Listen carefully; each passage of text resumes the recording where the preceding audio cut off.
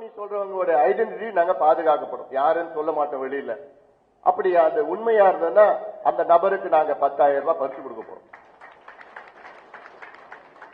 நினைச்சு பாருங்க, 10,000 ரூபாய் 1000 ரூபாய்க்கே காட்டி கொடுத்துருவாங்க. 10,000 ரூபாய் ஆளையே கூட்டிட்டு வந்துருவாங்க. நிச்சயமா இதெல்லாம் நாங்க செய்ய போறோம். அப்படி கள்ளச்சாராயம் வித்தது உண்மையா இருந்ததுன்னா, ஏதாவது சாராயம், கள்ளச்சாராயமோ எந்த சாராயம் வித்தது உண்மையா இருந்ததுன்னா அங்க இருக்கிற விஏஓவும் எஸ்ஐயும் சஸ்பெண்ட் பண்ணிடுவோம். அன்னைக்கே சஸ்பெண்ட் ஆயிடும். அங்க இருக்கிற டிஎஸ்பி எஸ்பிக்கும் பிளாக் மார்க், கருப்பு புள்ளி வைப்போம். கருப்பு புள்ளி வச்சாலே அவங்க ப்ரமோஷன் பாதிக்கப்படும். போலீஸுக்கு தெரியாம இது நடக்காது. இப்படியெல்லாம் சட்ட ஒழுங்கை நாம் பாதுகாக்க போறோம். அப்படி அந்த தீவிர குடிநோயாளிகள் இருப்பாங்க, அவங்களுக்கெல்லாம் மீட்பு மறுவாழ்வு மையம் அரசு செலவு பண்ணி அவங்க 1 மாசம் 2 மாசம் 3 மாசம் அவங்களுக்கு வச்சு குணப்படுத்திட்டு வீட்டுக்கு அனுப்ப போறோம். இளம் விதவைகள் அதிகமா இருக்குது, அவங்களுக்கெல்லாம் மறுவாழ்வு வேலை வாய்ப்பு உருவாக்க போறோம். டாஸ்மாக் ஊழியர்கள் 16,000 பேர் இருக்கிறாங்க, அவங்களுக்கு அரசு வேலைகள். ஒண்ணு நான் என்ன சொன்னாலும் அதற்கு மாற்று திட்டம் இருக்கும். பிரச்சனை சொன்னா அதுக்கு தீர்வுகள் இருக்கும். இதுதான் நமக்கும் மற்றவர்களுக்கும் வித்தியாசம். மற்ற கட்சிகள் எல்லாம் பிரச்சனை பிரச்சனை பிரச்சனை பத்தி திட்டிட்டு இருப்பாங்க, மற்றவங்களை பத்தி அசிங்கமா பேசுறது, ஆபாசமா பேசுறது, இதெல்லாம். ஆனா நாங்க அப்படிலாம் பேசுறது கிடையாது. எங்களுக்கு அவசியமே கிடையாது. எங்களுக்கு எவ்வளவு வேலைகள் இருக்கு. Progressive politics, decent and developmental politics, scientific politics, scientific approach of things. இன்னைக்கு 5 ஆண்டு காலத்துல தமிழ்நாட்டினுடைய பிரதான எதிர்கட்சி பாட்டாளி மக்கள் கட்சி. ஒவ்வொரு அறிக்கைகள் பார்த்தீங்க, புள்ளி விவரங்கள், ஒவ்வொரு ஸ்டாட்டிஸ்டிக்ஸ் சயின்ஸ்ல வச்சு பண்ணிட்டு இருக்கோம். மற்றவங்க ஏதோ மாதிரி. 2வது பிரச்சனை ஊழல் பிரச்சனை. எல்லா குடும்பங்களும் பாதிக்கப்பட்டிருக்கு. உங்களுக்கு தெரியுமா இல்லையான்னு தெரியாது. இன்னைக்கு உங்களுக்கு தெரியாமலே பாதிப்பு, தெரிஞ்சும் பாதிப்பு இருக்கு. எப்படி தெரியாம பாதிப்பு? மற்ற இடத்துல சொல்லிட்டு வரலாறு உங்களுடைய அன்றாட வாழ்க்கை ஊழல். இப்போ எப்படி அன்றாட வாழ்க்கையில ஊழல்? It is become a way of life. நம்ம மாத்திட்டு இருக்கோம், நம்மளே மாத்திட்டு இருக்கப்போ ஒரு 20 வருஷத்துக்கு முன்பு ஒருத்தரை பார்த்து, அந்த அதிகாரியை பார்த்து, எப்பா அவன் லஞ்சம் வாங்குறான், பணம் வாங்குறான்டா, மோசமானவன், பணம் வாங்குறான், லஞ்சம் வாங்குறான்னு சொல்ற. நீங்க இன்னைக்கு உங்களை மாத்திருக்கீங்க எப்படின்னா, அவன் காசு கொடுத்தா வேலை நடந்துப்பா. அப்படியே நம்மளே மாத்திருக்கிறோம். அவன் நல்லவன்பா, காசு கொடுத்தா வேலை செஞ்சு கொடுத்துருவான், கரெக்டா செஞ்சு கொடுத்துருவான்ப்பா. இப்படி நம்மளை மாத்தி இருக்கிறோம். இந்த மாறுதலுக்கு காரணம் இந்த 2 கட்சிகளும் தான் காரணம்.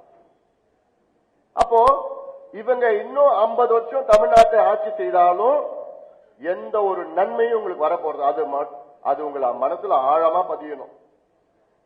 Even if these 2 parties rule for the next 50 years, there's not going to be any change. இதை நீங்க மனசுல போட்டுக்க. காலையில எழுந்துக்கிறீங்க, எழுந்த உடனே காஃபி கொடுக்கறாங்க உங்க வீட்டு அம்மா.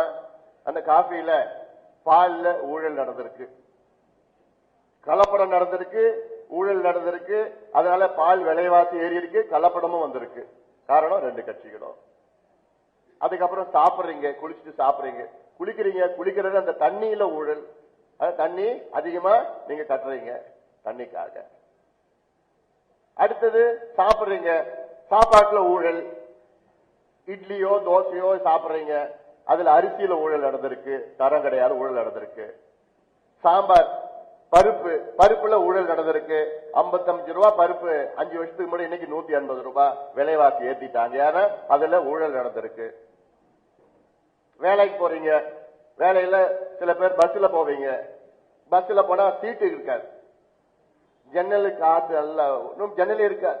மழை காலத்துல பஸ்ல போனா கொடைய உள்ள பிடிச்சிட்டு போனோம், தண்ணி ஊத்திட்டு இருக்கும், டயர் இருக்காது, நின்று போயிடும். ஏன்னா பஸ்ல ஊழல் இருக்கு.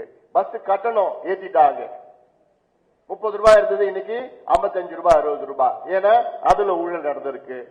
இல்ல பைக்ல போறீங்க, வேலைக்கு போறீங்க, பைக்ல போன ரோடு கரடு முரடான ரோடு, மேடு பள்ளம், பழுதடைஞ்ச ரோடு, பஞ்சர் ஆகுது. ஏன்னா ரோட்ல ஊழல் நடந்திருக்கு. இப்படி அன்றாடம் உங்க வாழ்க்கையில காலையில எழுந்து தூங்குற வரைக்கும் ஊழல் ஊழல் ஊழல் உங்களுக்கு தெரியாமலே அந்த வாழ்க்கை ஓடிட்டு இருக்கு. இது மாற்ற முடியுமா? என்னால நிச்சயமா மாற்ற முடியும். இது உறுதியா என்னால மாற்ற முடியும். இல்ல ஆபீஸ் போறீங்க, குழந்தை போறது ஆபீஸ் போறீங்க, ஆபீஸ்ல என்ன கேட்கறான்? ஒரு குழந்தைக்கு பேர் வைக்கணும், பேர் வச்சு சர்டிபிகேட் வாங்கணும், என்ன கேட்கறான்? பணம் கேட்கறான். பணம் கொடுத்தாதான் அங்க நடக்கும். இல்ல வீடு கட்டுறீங்க, ஒரு கஷ்டப்பட்டு ஏதோ லோனை வாங்கி வீடு கட்டுறீங்க, அந்த வீடு கட்டுறதுக்கு முதல்ல அனுமதிக்கு என்ன வேணும்? அனுமதிக்கு பணம், லஞ்சம் வேணும். சரி, வீடு கட்டுறதுக்கு அனுமதி காசு கொடுத்து அனுமதி வாங்கிட்டீங்க, சரி என்ன பண்ண? அடுத்தது மணல் கொள்ளை. குவாரியில ஆத்துல 700 ரூபாய்க்கு மணலை வாங்கி உங்களுக்கு 7000 ரூபாய்க்கு விற்கிறான், மணல் விற்கிறான். அதனால விலைவாசி. சிமெண்ட் 460 ரூபாய், பக்கத்து நாட்டுல பாத்தீங்கன்னா 160 ரூபாய்க்கு விற்கிறாங்க. பக்கத்து நாட்டுல 160 ரூபாய், இங்க 460 ரூபாய். ஏன்னா அதுல கொள்ள அடிச்சுட்டு இருக்காங்க.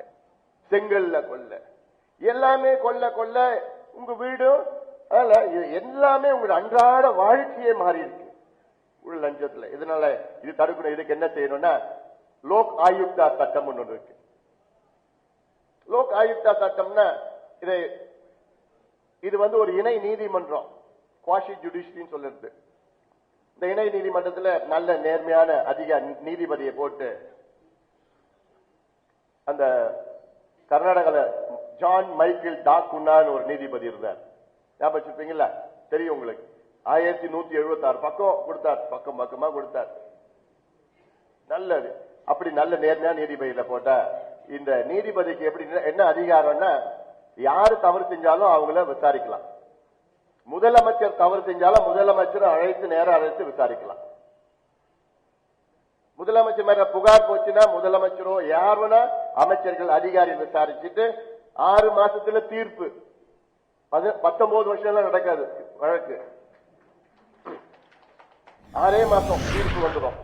தீர்ப்பு வந்ததுன்னா அந்த சொத்தெல்லாம் எடுத்துக்கிட்டு அரசாங்கத்துக்கிட்ட ஒப்படைக்கணும். அவங்க சொத்து ஊழல் பண்ண. இந்த சட்டத்தை முதல் 6 மாசத்துல நான் கொண்டு வர போறேன். சட்டத்தை ஆட்சிக்கு வந்து நினைச்சு பாருங்க.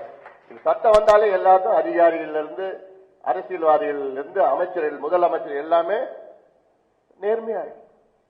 அடுத்தது right to public services act, பொது சேவை உரிமை சட்டம். இந்த சட்டம் என்ன சட்டம்? 50 சேவைகளுக்கு ஒரு கால அவகாசம் நான் கொடுக்க போறேன். சேவைனா பிறப்பு சான்று, இறப்பு சான்று, இப்ப வீடு கட்டுறதுக்கு அனுமதி, கரண்ட் கனெக்ஷன் கட்டுறதுக்கு, தண்ணீர் கனெக்ஷன் கட்டுறதுக்கு, இப்படி ரேஷன் கார்டு, முதியோர் பென்ஷன், இப்படி ஒன்னொன்னுக்கும் ஒரு அனுமதிக்கு ஒரு கால அவகாசம் கொடுத்துட்டு போறோம். பிறப்பு சான்று எல்லாம் 15 நாள், ரேஷன் கார்டுனா 30 நாள் ஒன்னொன்னுக்கும் கொடுக்க போறோம். அப்படி கொடுக்கலன்னா அந்த காலத்துக்குள்ள கொடுக்கறா ஃபைன் போடுவோம். இப்போ குழந்தைக்கு பர்த் சர்டிபிகேட் வாங்குறோம், அப்ளை பண்றீங்க. எப்படி அப்ளை பண்ணி? ஆன்லைன்ல அப்ளை பண்ண போறீங்க. ஆன்லைன்ல இணையத்தில் அப்ளை பண்ண போறீங்க. நேரில் போனதானே காசு கேட்பாங்க, நேரில் போக மாட்டீங்க, போக தேவை அவசியம் கிடையாது. அப்படி ஆன்லைன்ல அப்ளை பண்ண தெரியாதவங்களுக்கு நாங்க ஹேண்ட் ஹோல்டிங் நாங்க ஃபெசிலிட்டிஸ் செய்ய போறோம். நம்ம ஏன்னா மின் ஆளுமை, இ கவர்னன்ஸ், தமிழ்நாட்டில் உள்ள அத்தனை அரசு அலுவலகங்களிலும் மின்மயமாக்குதல், இதாவது கணினி மயமாக்குதல், கம்ப்யூட்டரைசேஷன். எல்லா அரசாங்க அலுவலகம் கம்ப்யூட்டரைசேஷன். ஃபைலே இருக்காது, ஃபைலுக்கு வேலை இருக்காது, டிஜிட்டல் சிக்னேச்சர் போடணும். அதுக்கு எங்க வேணா பார்த்துக்கலாம். நீங்க இப்ப ஃபைல் வச்சுக்கிட்டு கையெழுத்து போட்டு லாக்கர்ல மூடி வச்சுக்கிட்டு மறைச்சு வச்சுக்கிட்டு அதுல டெண்டர்னா இவன் வரக்கூடாது, அவன் வரக்கூடாது, ஒருத்தன் தான் வரணும், காசு வாங்கிட்டு போயிடணும். அதெல்லாம் ஒளிமறைவே இருக்க போற. எல்லாம் வெளிப்படையான நிர்வாகத்தை நான் கொண்டு வர போறேன். இது நிச்சயமா நடக்கும். அப்படி ஆன்லைன்ல நீங்க அப்ளை பண்ணீங்க பர்த் சர்டிபிகேட்னா 15 நாள்ல உங்க வீடு தேடி வந்துடணும். சர்டிபிகேட் வரணும். அல்ல ஏன் அந்த காரணம் மறுக்கிறாங்க, அந்த காரணமும் வரணும். அப்படி 15 நாள்ல வரலன்னா 16வது நாள் 100 ரூபாய் ஃபைன் போடுவோம் அந்த அதிகாரிக்கு. 17வது நாள் 100 ரூபாய் ஃபைன், 18வது நாள் 100 ரூபாய், ஒவ்வொரு நாளும் 100 ரூபாய் ஃபைன் போட்டு 10,000 ரூபாய் அதிகபட்ச ஃபைன். அப்ப எந்த அதிகாரியாவது 5 நாளுக்கு மேல எடுத்துப்பாங்களா? இல்ல, உடனே சர்வீஸ், ஒரு வாரம் வீடு தேடி வந்துடும். இதுதான் right to public services act. இது நம்ம கொண்டு வர போறோம். இப்படியெல்லாம் நல்ல நேர்மையான நிர்வாகம், நல்ல வெளிப்படையான நிர்வாகத்தை உருவாக்கி போயிட்டு இருக்கிறோம். முதலமைச்சர்னா என்ன இருக்கணும்? முதலமைச்சர்னா முதல் ஊழியன். முதலமைச்சர் பதவினா என்ன பதவினா? Public servant. அது பப்ளிக் வேலைக்காரன், பொதுமக்களுடைய வேலைக்காரன் தான் முதலமைச்சர். ஆனா தமிழ்நாட்டில் இருக்கிற முதலமைச்சர்கள் என்ன இருக்காங்க? பப்ளிக் தான் வேலைக்காரங்களா இருக்கிறாங்க, முதலமைச்சர் தான் தெய்வங்களா இருக்கிறாங்க. இந்த நிலை மாறணும். இப்ப இருக்கிற முதலமைச்சர் யாராவது பார்க்க முடியுமா? பேச முடியுமா? அமைச்சர்களே இன்டர்காம்ல தான் பேசிட்டு இருக்காங்க. மத்திய அமைச்சர் பியூஷ் கோயல் மின்துறை அமைச்சர் இருக்கிறார். அவர் சொல்றார் 5 நாளுக்கு முன்பு, நான் 2 வருஷமா முதலமைச்சரை சந்திக்கணும்னு நான் கேட்டுட்டு இருக்கேன், என்னால சந்திக்க முடியல. யாரு? மத்திய அமைச்சர் பியூஷ் கோயல். அவர் பியூஷ் கோயல் வந்து பார்த்தா பிஜேபியோட பொருளாளர். அப்படிப்பட்டவர் ஜெயலலிதாவை முதலமைச்சரை சந்திக்கணும் 2 வருஷம் காத்துட்டு இருக்கார். அப்போ சாதாரண மக்களுக்கு எந்த நிலைமை? இப்போ இப்படி ஒரு முதலமைச்சர் தேவையா? இது தொடரணுமா? அவங்க ஏதோ ஒரு கோட்டையில இருக்கிறாங்க, வாழ்ந்துட்டு இருக்காங்க. உங்களை பத்தியோ கீழே நடக்குது, என்ன நடக்குதுன்னு அவங்களுக்கு தெரியல. ஒரு மாயைகள் இருக்கிறாங்க. அப்பப்போ ஒரு அறிவிப்பு வரும் அவங்க பேர்ல, அது அவங்க கொடுக்கறாங்களா, அவங்க பேர்ல யார் கொடுக்கறாங்களான்னு தெரியல. இப்போ ஒரு ஆசிரியர் வேலை என்ன? பள்ளிக்கூடம் போகணும். ஒரு டாக்டரோட வேலை ஹாஸ்பிட்டல் போய் பார்க்கணும். ஒரு போஸ்ட்மேன் வேலை வந்து போஸ்ட் ஆபீஸ் போய் வேலை செய்யணும். ஒரு முதலமைச்சரோட வேலை வந்து தலைமை செயலகத்துக்கு போயிட்டு பணியாற்றணும். ஆனா தமிழ்நாட்டில் பாத்தீங்கன்னா தலைமை செயலகத்துக்கு போனாங்கன்னா அது மிகப்பெரிய திருவிழா. வழிநடுக்க கட் அவுட், பேனர், அவங்க கட்சிக்காரங்க ஏன்னா எப்பயோ ரெடி போறாங்க. அதனாலதான் இதெல்லாம் நீங்க சிந்தியுங்கள். நான் அப்படி இருக்க மாட்டேன். என்ன வந்து மாண்புமிகு முதலமைச்சரோ அப்படிலாம் சொல்லவே வேண்டாம். அன்புமணி அவர்களே சொல்லிட்டு போங்க, இல்ல டாக்டர் அன்புமணின்னு சொல்லிட்டு போங்க. ஏன்னா நான் வாங்கி பட்டம் அது. அந்த அளவுக்கு சாதாரணமா இயல்பா உங்களை தேடி நான் வருவேன். நீங்க என்ன தேடி வரணும் வேண்டாம், நான் உங்களை தேடி வர போறேன். நான் மற்றவங்களா இப்ப 4 முதலமைச்சர் வேட்பாளர் தமிழ்நாட்டில் இருக்கிறாங்க. தப்பா எடுத்துக்காதீங்க. ஆனா உண்மையை நான் சொல்றேன். நான் அவங்க மேல நான் மரியாதை வச்சிருக்கிறேன். நான் 4 வேட்பாளர் தமிழ்நாட்டு முதலமைச்சர் வேட்பாளர், ஒருத்தரால எழுந்துக்க முடியல, இன்னொருத்தால நடக்க முடியாது, இன்னொருத்தனால தானா நிக்க முடியாது.